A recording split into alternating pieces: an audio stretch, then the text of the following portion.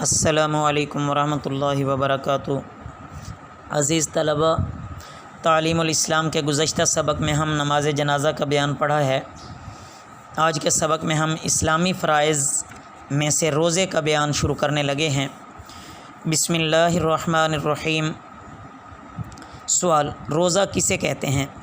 جواب: صبح صادق سے لے کر غروب آفتاب تک نیت کے ساتھ کھانے پینے اور نفسانی خواہش پوری کرنے کو چھوڑ دینے کا نام روزہ ہے۔ روزے کو صوم اور سیام اور روزہ کھولنے کو افطار کہتے ہیں۔ سوال: روزے کی کتنی قسمیں ہیں؟ جواب: روزے کی 8 قسمیں ہیں۔ نمبر 1 فرض معین، نمبر 2 فرض غیر معین، نمبر 3 واجب معین، نمبر 4 واجب غیر معین، نمبر 5 سنت، نمبر 6 نفل، نمبر 7 مکروہ اور نمبر 8 حرام۔ سوال: فرض معین کون کون سے روزے ہیں؟ جواب: سال بھر میں 1 مہینہ یعنی رمضان کے روزے رکھنا، یہ فرض معین ہیں۔ سوال: فرض غیر معین کون سے روزے ہیں؟ جواب: اگر کسی عذر کی وجہ سے یا بلا عذر رمضان شریف کے روزے چھوٹ جائیں تو ان کی قضا کے روزے فرض غیر معین کہلاتے ہیں۔ سوال: واجب معین کون سے روزے ہیں؟ جواب: نذر معین یعنی کسی خاص دن یا خاص تاریخوں کے روزے رکھنے کی منت ماننے سے اس دن یا ان تاریخوں کے روزے واجب ہو جاتے ہیں۔ جیسے کسی نے منت مانی کہ اگر میں امتحان میں پاس ہو گیا تو اللہ کے واسطے رجب کی پہلی تاریخ کا روزہ رکھوں گا، تو اب رجب کی پہلی تاریخ کو روزہ رکھنا اس پر واجب ہو گیا۔ سوال: واجب غیر معین کون سے روزے ہیں؟ جواب: کفاروں کے روزے اور نذر غیر معین کے روزے واجب غیر معین ہیں۔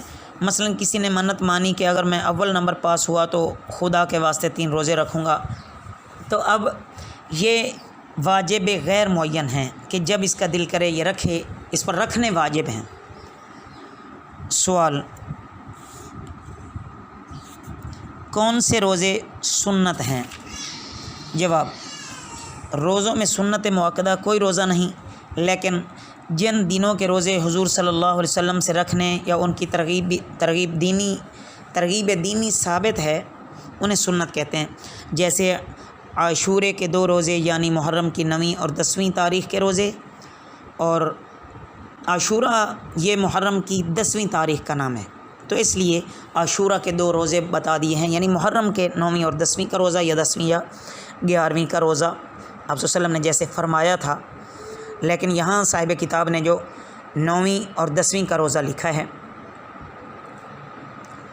اور عرفہ یعنی ذی الحج کی 9ویں تاریخ کا روزہ اور ایام 20 یعنی ہر مہینے کی 13ویں 14ویں 15ویں تاریخ کے روزے۔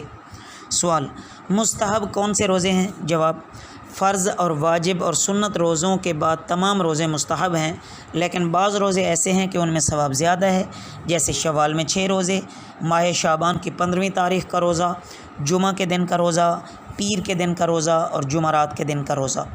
سوال: مکروہ کون سے روزے ہیں؟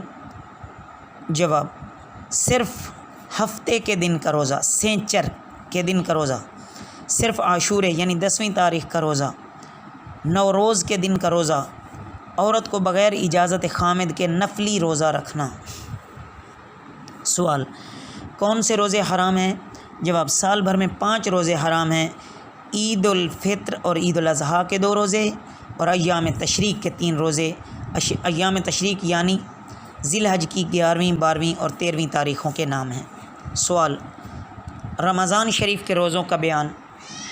سوال: رمضان شریف کے روزوں کی کیا فضیلت ہے؟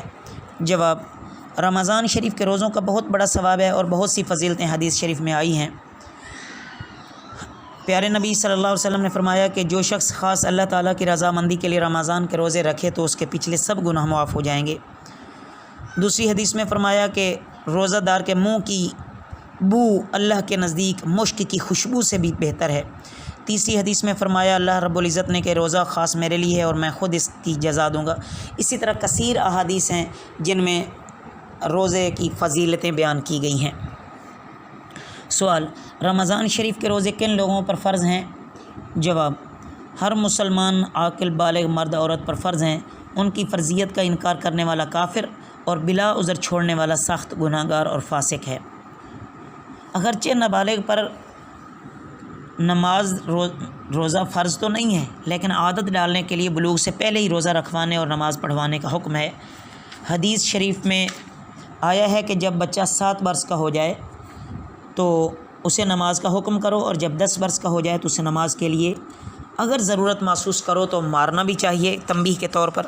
اسی طرح جب روزہ رکھنے کی طاقت ہو جائے تو جتنے روزے رکھ سکتا ہے اتنے روزے اس سے رکھوانے چاہیے۔